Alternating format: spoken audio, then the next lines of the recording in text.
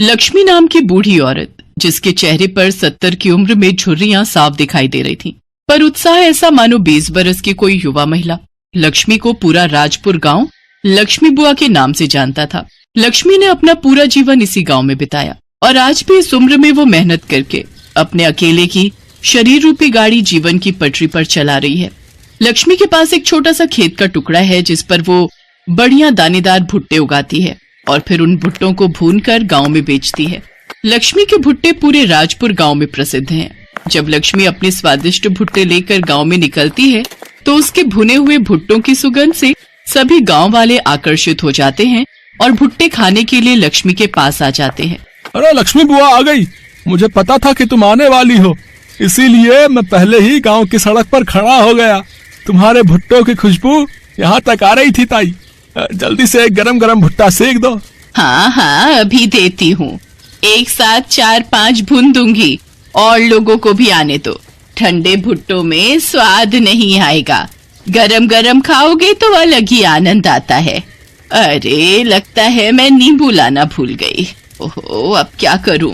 तभी एक छोटा सा बच्चा जिसका नाम राजू था वो दौड़ता हुआ आता है। उसके हाथ में एक थैली थी। लक्ष्मी बुआ ये लो नींबू, मुझे पता था आप घर पर भूल आए होंगे, मैं ले आया। अरे मेरा बच्चा, ओले मेरा लाल, तू मेरा कितना ख्याल रखता है। ये ले एक बढ़िया गरम गरम भुट्टा, तू भी खा ले, ले खा ले। लक्ष्मी इस दुनिया में बिल्कुल अकेली थी। राजू नाम का वो बच्चा लक्ष्मी के पड़ोस में ही रहता था। वो लक्ष्मी से बिल्कुल दादी की तरह प्यार करता था। लक्ष्मी भी राजू को बहुत प्यार करती थी। एक दिन लक्ष्मी को पता चला कि राजू का परिवार शहर में शिफ्ट हो रहा है तो उसे राजू के बिछड़ने का बहुत दुख हुआ। लक्ष्मी बुआ तुम भी मेरे साथ शहर चलो ना, मैं चला गया तो तुम्हें नींबू कौन ला कर देगा, तुम तो रोजाना ही घर पे भूल आती हो। राजू मेरे बच्चे, मैं तुझे बहुत याद करूंगी। मैं तेरे साथ नहीं जा सकती बेटा, पर तू मुझे बहुत याद आएगा। तू मुझे मिलने आना, आएगा ना? हाँ लक्ष्मी बुआ मैं तुम्हें मिलने जरूर आऊंगा। और फिर राजू अपने परिवार के साथ शहर चला गया।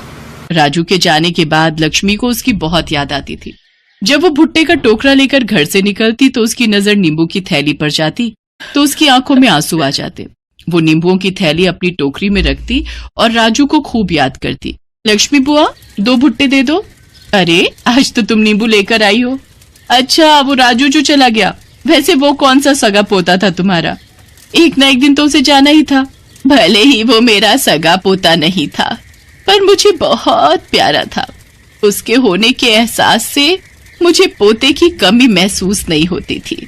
और एक बात ध्यान रखना, कुछ रिश्ते खून के नहीं होते, कुछ रिश्ते दिल से जुड़े होते हैं। हो सकता है राजू भी मुझे उतना ही याद करता हो जितना मैं उसे याद करती हूँ। लक्ष्मी की आंखों में एक बार फिर आंसू आ गए। ऐसे ही दिन महीने बीते और देखते ही देखते 15 साल बीत गए। लक्ष्मी रोजाना की तरह अपने भुट्टे बेचने गांव में निकली तो आज थोड़ा जल्दी में वो नींबू लाना भूल गई। अरे आज तो मैं नींबू की थैली घर पर ही भूल आई। अरे लक्ष्मी बुआ नींबू के बिना भुट्टे का मजा नहीं आएगा। वैसे ये देखकर तो मुझे वो याद आ गया, जब तुम नींबू घर पर भूल आती थी तो वो छोटा सा राजू तुम्हारी थैली पकड़ता हुआ आ जाता था। हाँ मोहन तू ठीक कह रहा है, पर राजू तो शहर में है, अब तो वो बहुत बड़ा हो गया होगा। आज तुम्हारी बातें सुनकर मुझे भी उसकी बहुत याद आ रही है। जैसे ही लक्ष्मी अपनी बूढ़ी आंखों से आंसू पोंछने लगती है, उसके सामने नींबू की थैली लिए एक बहुत ही सुंदर लंबा चौड़ा कद का लड़का खड़ा होता है। लक्ष्मी बुआ आज तुम फिर अपनी थैली घर पर भूल आई ना, अगर मैं न लाता तो? कौन? राजू? लक्ष्मी बुआ तुमने मुझे पहचान लिया। हाँ मैं वही तुम्हारा बचपन का छोटा सा राजू। देखो अब मैं कितना बड़ा हो गया हूँ। राजू मेरे बच्चे, मेरे लाल, तू कितना बड़ा हो गया। तू कब आया? सुबह ही तो आया और आते ही तुमसे मिलने घर गया, पर पता चला कि तुम तो भुट्टे बेचने निकल गई हो, इसलिए तुम्हारी थैली घर पर देखी तो वो मैं ले आया। लक्ष्मी बुआ तुम कैसी हो? देख देख कैसी लग रही हूँ। वैसी ही जैसे पहले थी, मेरी प्यारी लक्ष्मी बुआ। और फिर राजू लक्ष्मी के गले से लग जाता है। राजू लक्ष्मी को अपने साथ शहर चलने के लिए मना ही लेता है। लक्ष्मी बुआ, अब मना मत करना। अब तो तुम्हारा राजू अपने पैरों पर खड़ा हो गया है, अच्छी नौकरी करने लगा है, इसलिए वो अपनी लक्ष्मी बुआ को अपने पास रख सकता है। प्लीज मेरे साथ चलो ना। तुमने बहुत गरीबी में दिन काट लिए, बहुत मेहनत कर ली, अकेले जिंदगी को बहुत जी लिया। अब अपने पोते के साथ जिंदगी जीने का वक्त है लक्ष्मी बुआ। मुझे दादी का प्यार चाहिए, जिसके लिए मैं इतने साल तरसा हूँ। तुम तो जानती हो, मेरे अपने दादा दादी तो बचपन में ही गुजर गए। मैंने तुम्हारे रूप में ही दादी को देखा है। लक्ष्मी बुआ, मेरे साथ चलो ना। अपने राजू को अपने लिए कुछ करने का मौका दो। राजू लक्ष्मी को अपने साथ लेकर शहर आ जाता है। जिंदगी के आखिरी पलों में लक्ष्मी ने वो देख लिया जिसकी उसने बरसों से कामना की थी। उसे पोते और बहू का सुख मिला। राजू के माता पिता लक्ष्मी की बहुत इज्जत करते हैं। सच, बहुत कम ऐसे लोग दुनिया में होते हैं जो इस तरह के रिश्तों को निभाते हैं, और ये रिश्ते ही तो सबसे अनमोल बन जाते हैं।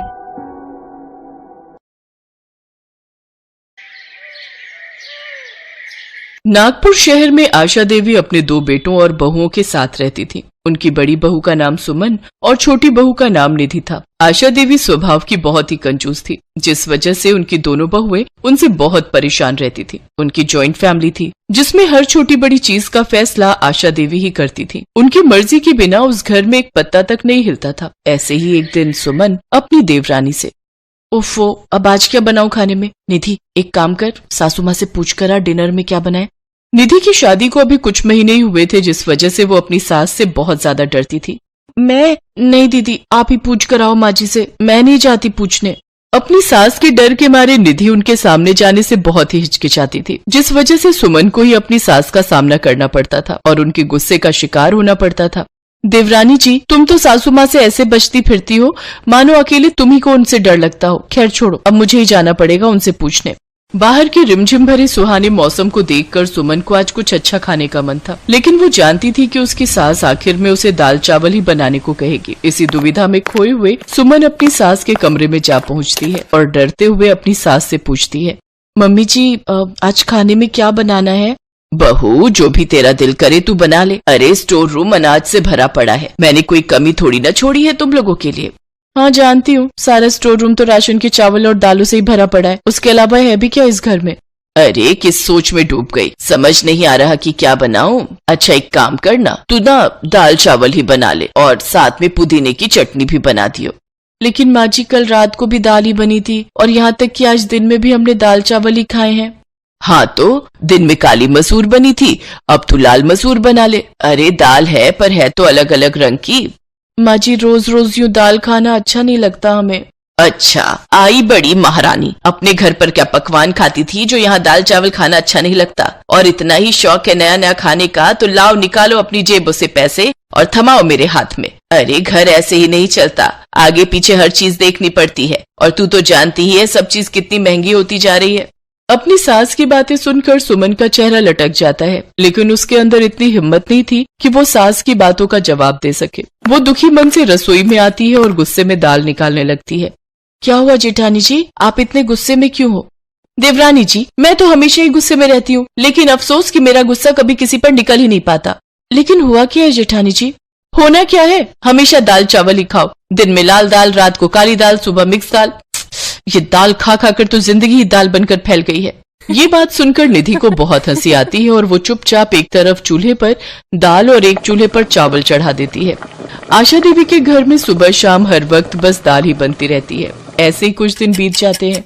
बहुओं के साथ साथ अब आशा देवी के दोनों बेटे भी रोज ऑफिस में दाल ले जाकर बोर हो चुके थे। एक रोज जब वो रात में फिर खाने में दाल देखते हैं तो बड़ा बेटा आलोक अपनी पत्नी से कहता है, अरे यार, फिर वही दाल चावल। ये दाल खा खा कर ना मैं तो पक गया हूँ यार। घर में कुछ और सब्जी नहीं है क्या, जो हर वक्त बस दाल चावल ही खाने को मिलता है? सच में निधि, ऑफिस में रोज दाल लेकर जाता हूँ ना, तो अब तो मेरे दोस्त भी मुझे चिढ़ाने लगे और इसलिए उन्होंने मेरा नाम नितिन दाल वाला रख दिया है। आप हम पर क्यों चिल्ला रहे हैं जी? हम तो वही बनाते हैं जो माँ जी हमसे कहती हैं। अरे अरे, क्यों भड़क रहा है?